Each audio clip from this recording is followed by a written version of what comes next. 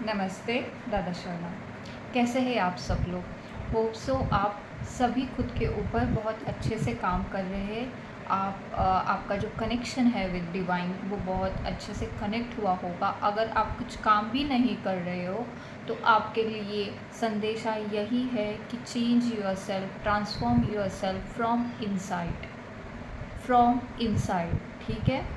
और इसी के लिए ये जो ट्रांसफॉर्मेशन की जर्नी है, अगेन यहाँ पे आपके लिए गाइडेंस के तौर पे ये चैनलिंग हुई है कि फॉरगिवनेस क्या है, हमें माफ़ क्यों करना चाहिए किसी इंसान को, किसी सिचुएशन को।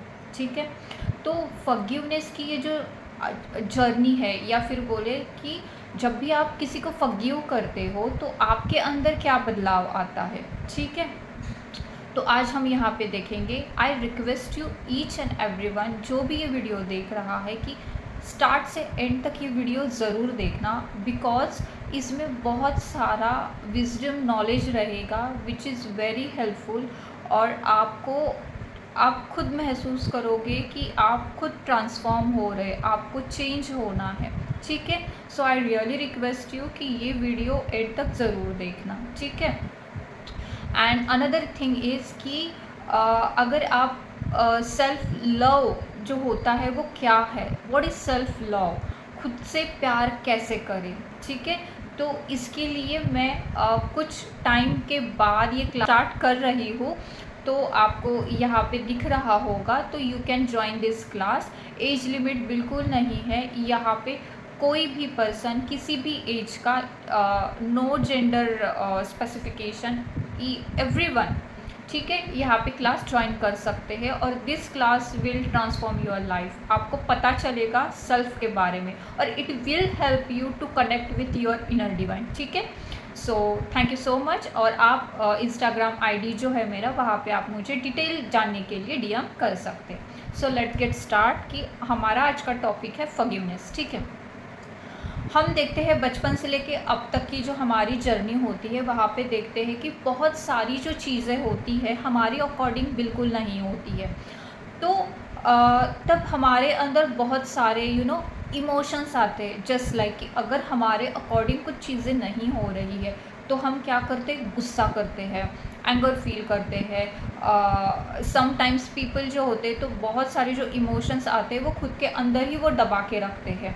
बट आप अंदर कितने तक दबाओगे, चीज़ें कितने तक दबाओगे ना कभी वो बर्स्ट आउट होगी ही होगी। अगर आप खुद को फ्री करना चाहते हो, आपकी जो सोल है उसको आप फ्री करना चाहते हो, तो सबसे इम्पोर्टेंट चीज़ है फॉरगिवनेस। फॉरगिव आपको किस किस को करना चाहिए। ठीक है। तो पहली बात आती है, फॉरगिव उस इंसान को कीजिए जो आपके लाइफ में आके आपको कुछ लेसन्स दे के गया है। ठीक है। बहुत सारा आपने देखा होगा कि आजकल यहाँ पे ये कलयुग है, यहाँ पे देखते हैं कि boyfriend, girlfriend, ex wife, ex husband, ex girlfriend, ex boyfriend, ये सारे टर्म्स हमें सुनने को मिलते हैं। ठीक है। तो जब ये टर्म्स हमें सुनने को मिलते हैं तो breakup and all that things, ये जो 3D कॉन्शियसनेस, इसके हिसाब से आपको लगता है किसी इंसान ने आपको रिजेक्ट किया, किसी इंसान ने आपको चीट किया, lots of things according to the situations. ठीक है। तो वो इंसान आपको कुछ सिखाने के लिए आया था इस धरा पे। क्या आपने वो चीज़ सीख ली है? द फर्स्ट इम्पॉर्टेंट थिंग, क्या आपने वो लेसन ले लिया है कि वो क्या बता रहा था और हमने वो अप्लाई किया या नहीं किया है। इट इज़ कॉल्ड कार्मिक पीपल ऑल्सो, इसको बोलते हैं इन स्पिरिचुअलिटी टर्म। तो हम, वो बंदा है या बंदी है, हमें बहुत हमारे जो हार्ट है उसको झंझोड़ के रखता है, जिसको बोलते हैं हार्ट ब्रेक होना। ठीक है। इसके लिए इतना किया, फिर इसने मुझे क्या दिया, एक्सपेक्टेशन, बदले में इसने क्या दिया। ठीक है। तो क्या आपने वो सीख लिया? The first important thing. But जब आप वो सीखते हो ना कि ये आपके लाइफ में क्या चीज़ें सिखाने के लिए आ रहा था या आ रही थी, और आपने अगर वो सीख ली, माय फ्रेंड्स, आप फॉरगिवनेस के स्टेट में आते हो। फॉरगिवनेस जो है वो ऐसा लगता है ना, इसने मेरे साथ गलत किया, इसको मैं माफ़ क्यों करूँ। बट आप जब डिवाइन के साथ कनेक्टेड होते हो, आप अपनी इंट्यूशन की सुनते हो, आप अपने हार्ट के, अपने अंदर के डिवाइन से कनेक्टेड होते हो ना, आप ऐसे करके लोगों को फॉरगिव करते हो। मैंने अपनी लाइफ के जर्नी में देखा है, खुद की भी देखी है, अगल बगल के। इट्स नॉट वेरी इम्पोर्टेंट कि ये आपके साथ होना ही चाहिए देन आपको फिर लेसन मिलेगा, नहीं, आपको अगल बगल जो हो रहा है ना उसके हिसाब से भी आपको लेसन्स सीखने आने चाहिए, उससे सीखना चाहिए कि आपको अब क्या करना है। ठीक है, आप देखते होंगे आपके माता पिता हो गए, आपके दादा दादी, नाना नानी, परदादा परदे, ऐसा होता है ना कि भाई भाई के बीच में झगड़ा होता है, लॉट ऑफ थिंग्स लोगों के बीच में, फ्रेंड सर्कल में, ऐसे ना एक अंदर से उनके लिए गुस्सा होता है, एंगर होता है उनके लिए, और ये जो होता है वो आपको बढ़ने नहीं देता, आपकी स्पिरिचुअल जर्नी में आगे आपको बढ़ने नहीं देता। ऐसा नहीं होता है कि just only for this life time, आप पास्ट लाइफ में जो कुछ बचा हुआ आपका कर्मा है उनके साथ में आपको रिजॉल्व करने के लिए फिजिकल बॉडी या फिर ये जन्म दिया होता है, तो आपको वो रिजॉल्व करना ही करना होता है। अगर आप वो रिजॉल्व नहीं करोगे तो फिर आगे की जर्नी में जाओ, कब तक जाओगे? You have to take a stand ना, you have to take action.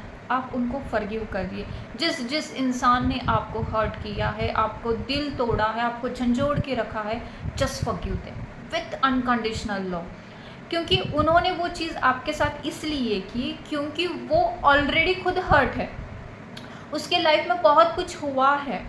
अगर आप अवेयरनेस में आ गए तो आपको वो चीज़ें समझ में आ जाए कि उस इंसान ने आपके साथ ऐसा क्यों किया, क्योंकि ऑलरेडी वो अवेयरनेस में ही नहीं है। अगर वो डिवाइन से कनेक्टेड होता तो आपके साथ थोड़ी गलत करता वो, बिल्कुल नहीं। तो जस्ट फॉरगिव देम। उन्होंने बार बार आपको हर्ट करने की वजह से आपके अंदर का जो प्योर स्टेट है, जिसको बोलते हैं ना, you are like a gem, you are like a diamond, तो कैसा होता है वो, जब आपको कोई हर्ट करता है तो आप उभर के पूरा बाहर आते हो, आपकी वो लेयर परतें सब निकल जाती है।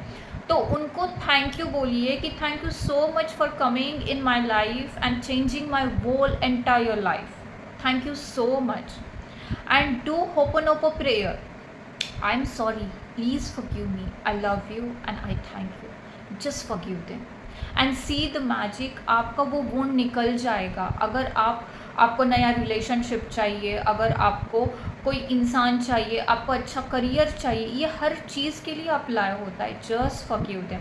पास्ट कब तक लेके बैठोगे ना, पास्ट के अगर इमोशंस आप इर्द गिर्द घूमते हुए लेके बैठे, इसने हर्ट किया, बहुत दिन तक वो होल्ड करके रखोगे ना, आप जर्नी में आगे बिल्कुल नहीं बढ़ पाओगे। Just forgive them with unconditional love. और अगर आपको वो समझ में आया कि मैं किसी सोल के साथ गलत नहीं कर सकता ना, तो आपको डिवाइन, वो अंदर का डिवाइन आपको गाइड करेगा, किसी सोल के साथ ऐसा मत कर। ठीक है, तो जो भी इंसान ने आपको हर्ट किया है, just forgive them and see the magic in your life. आप आगे बढ़ते जाओगे आपकी जर्नी में। ये फिजिकल बॉडी एक टेम्पररी है, बट आपका सोल है वो इटर्नल है, वो कंटिन्यूस जर्नी में रहता है, तो उसकी ग्रोथ को मत रोकिए।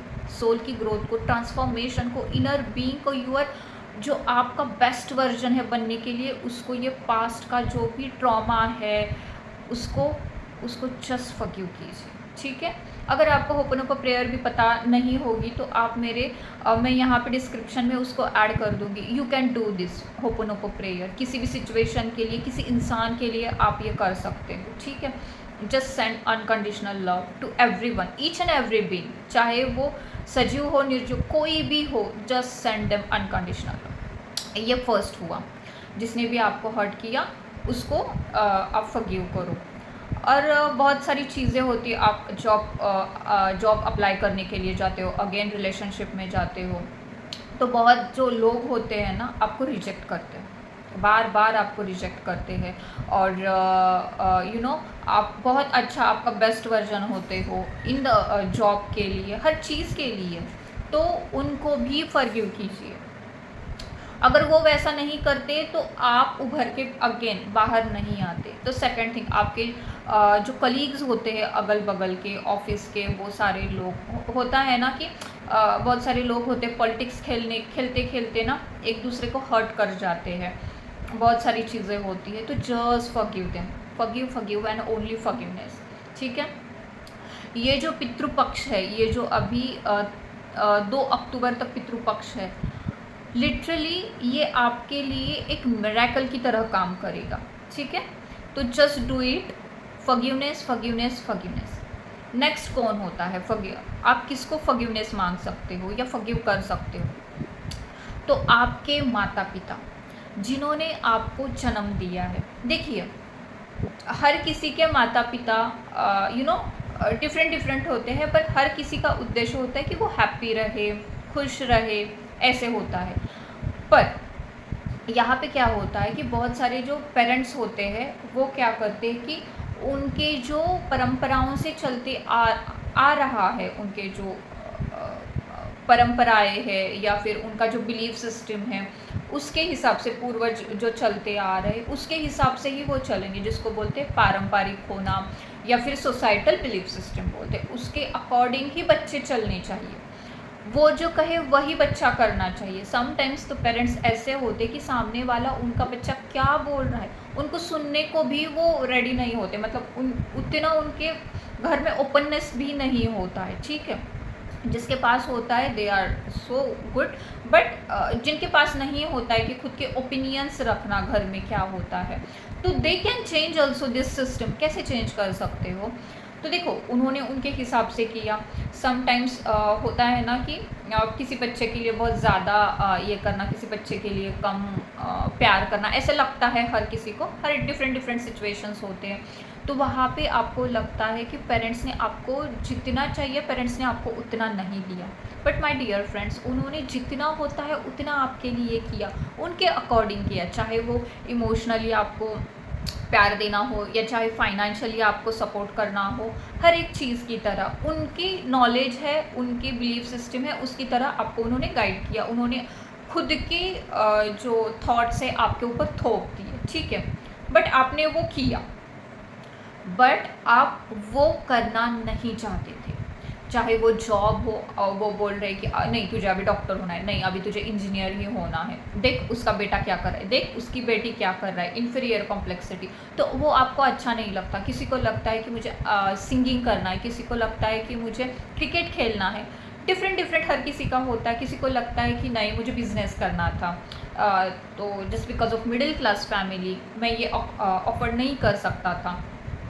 तो ऐसे बिलीफ सिस्टम जो है वो पेरेंट्स से आई है, तो आपको लगता है कि उन्होंने उस टाइम पे हेल्प नहीं की, ठीक है। समटाइम्स किसी के पेरेंट्स बहुत गुस्से वाले होते हैं, तो गुस्से वाले होने की वजह से क्या होता है, आगे उनका बेटा कुछ बोल ही नहीं पाता या बेटी कुछ बोल ही नहीं पाती, उतना ओपननेस नहीं होता है, तो आपके अंदर वो हर्ट होता है। बार बार किसी कोई पेरेंट्स होते हैं वो टॉन्ट मारते हैं कि देख तू क्या करता है, देख तू क्या करता है, किसके बच्चे कितने आगे गए। सो लॉट्स ऑफ थिंग्स आपको पता होगा, मैं अगर ये बता रही हूँ तो आपको समझ में आ जाएगा वो चीज़।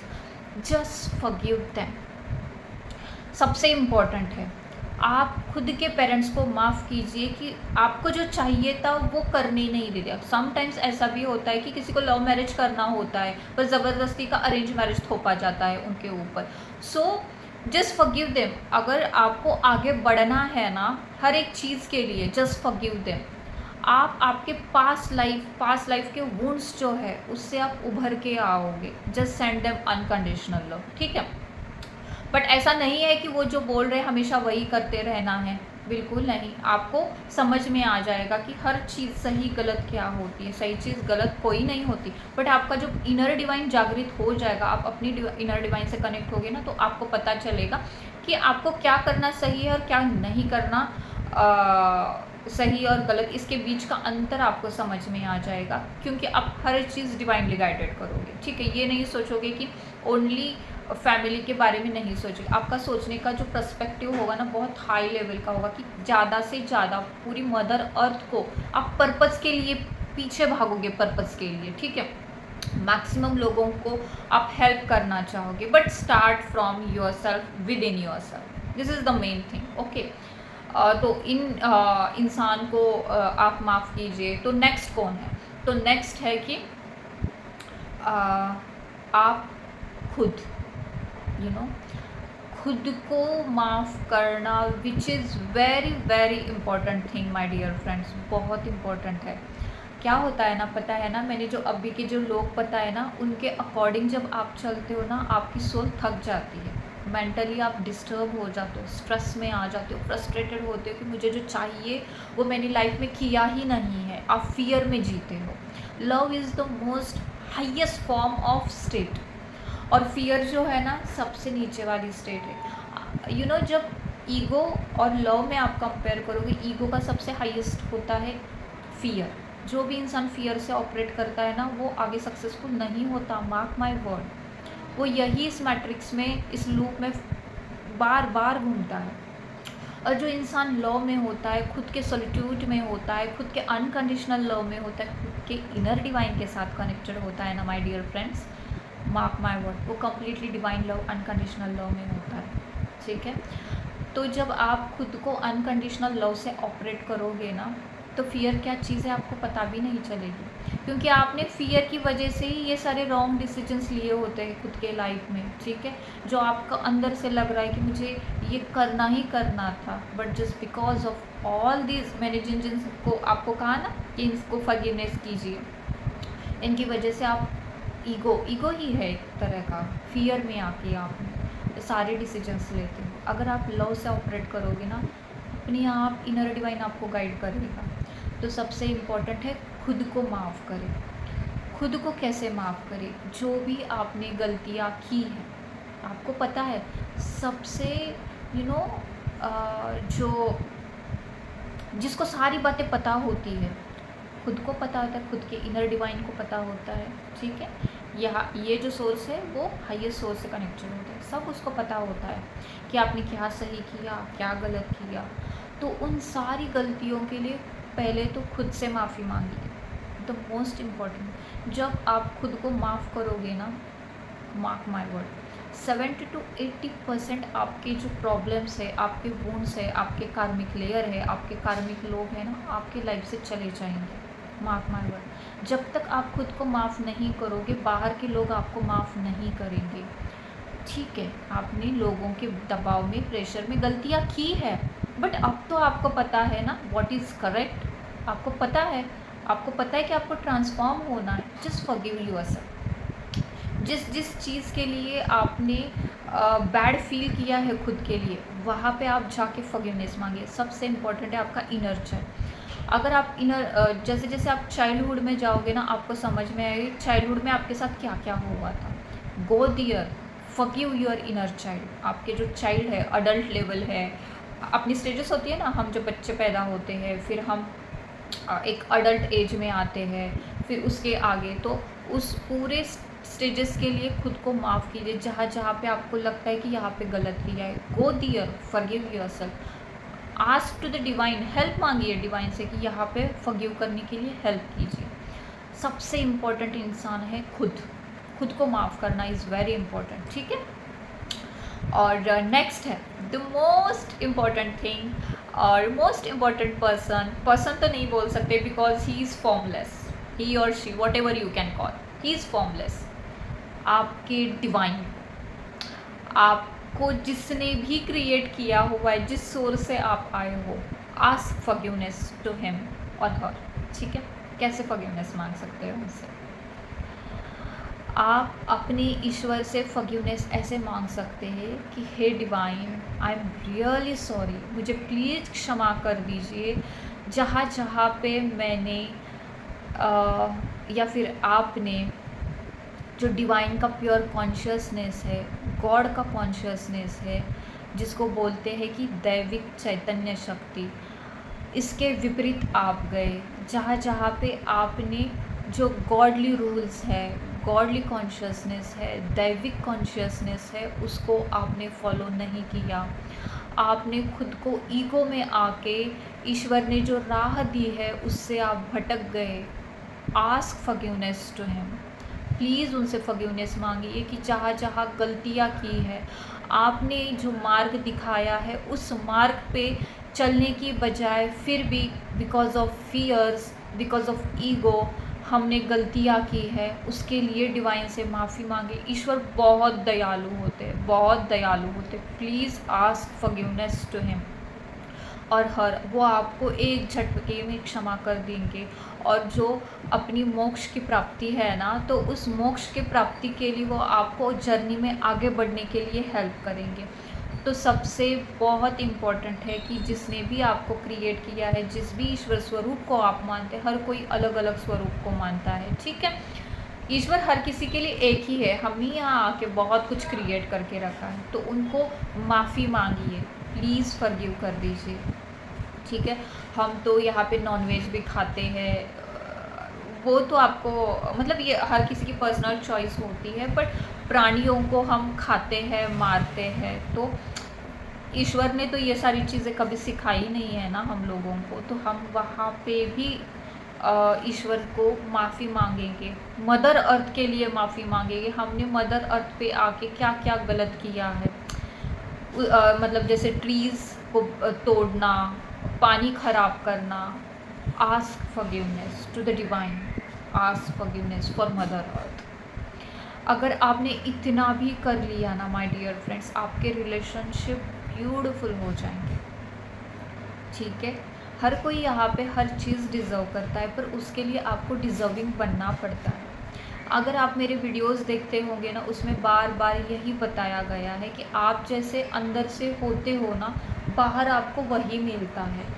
तो सबसे इम्पॉर्टेंट है कि खुद के अंदर जाइए, खुद को ट्रांसफॉर्म कीजिए, खुद का बेस्ट वर्जन बनाइए। जहाँ जहाँ पे भी आपको हेल्प की ज़रूरत लगती है, ask for help to the divine.